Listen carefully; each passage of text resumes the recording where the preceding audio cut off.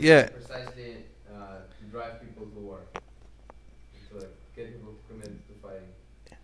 It's true, but the point I'm trying to make is that even if this was true, Just say what happened. oh yeah, we had a side comment that Stalin in fact deployed religion strategically in order to incite people to fight. But in any case, even if this was true, let's say that becoming an atheist would make you fundamentally evil and a hardcore murderer who would go around just like slaying people left, right, and center. Okay, this would not bode one way or the other for whether or not there is a God. The existence of a supernatural entity, which the so-called personal God, definitely does not exist. If by God you mean a mathematical formula, then no, this is not talking to you. Obviously, you're just secretly an atheist and you don't want to offend people. Don't worry about it. Right.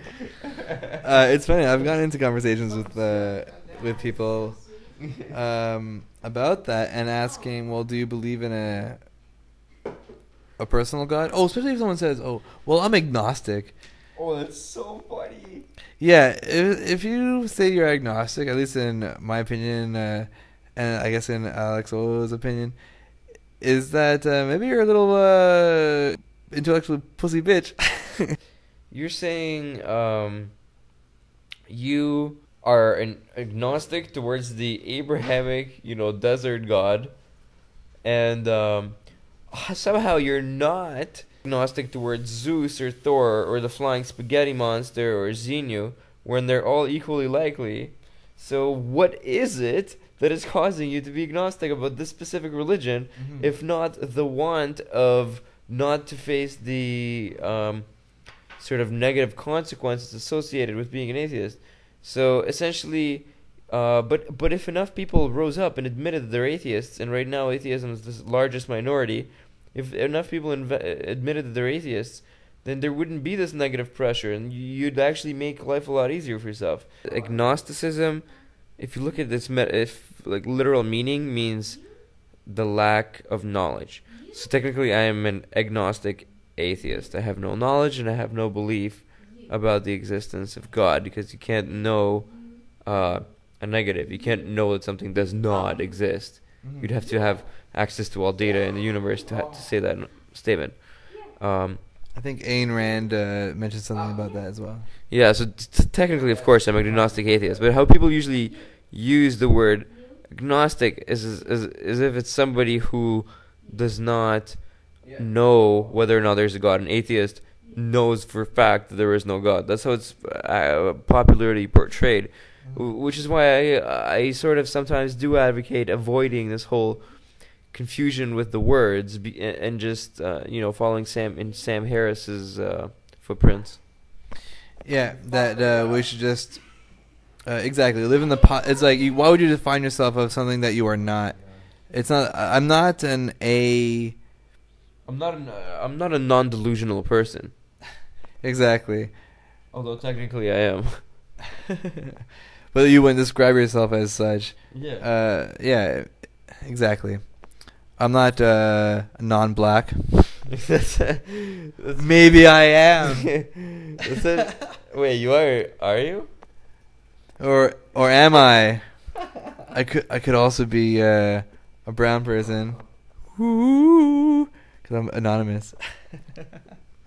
Yeah, anonymity rules, eh? You can't really make atheist videos if you don't have anonymity. Because you're scared of getting slaughtered by the Muslims. Yeah, I'm scared of getting slaughtered by the Muslims. Maybe it's not so much me. I'm also afraid for people around me in case they get hurt, which really, really sucks. Yeah, it's true. You pretty much have to be anonymous to criticize religion. It's absurd.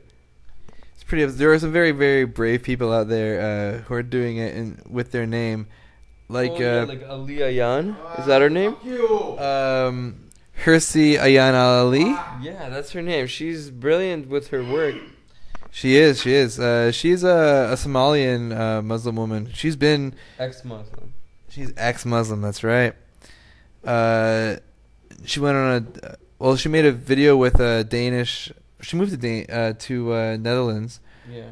and she made a video with a Danish director. Van Gogh. Sorry, a relative of Vincent Van Gogh. His name was also Van Gogh.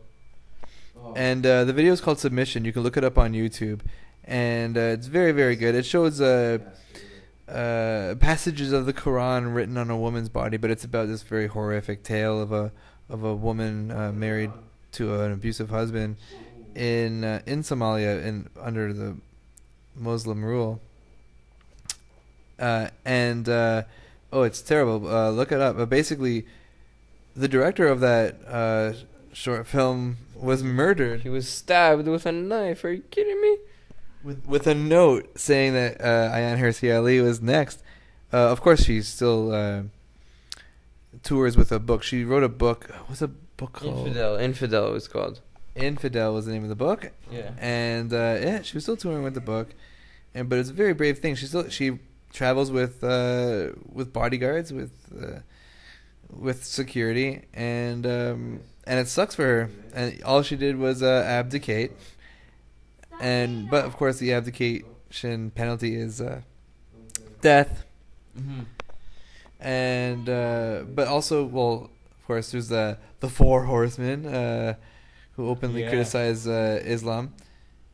Daniel Dennett, who's more on the benign side, and there's also Richard Dawkins, Sam Harris, and Christopher Hitchens. And I think I did that in the order of benign to the most hardest core. The most hardest core, yeah, that's right. Christopher Hitchens definitely orders of magnitude harder core than Daniel Dennett.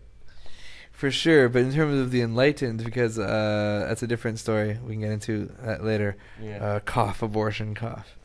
So this wraps up part 1 of our atheism ramblings. Yeah, these are just atheist ramblings. I think that's the best way to put it.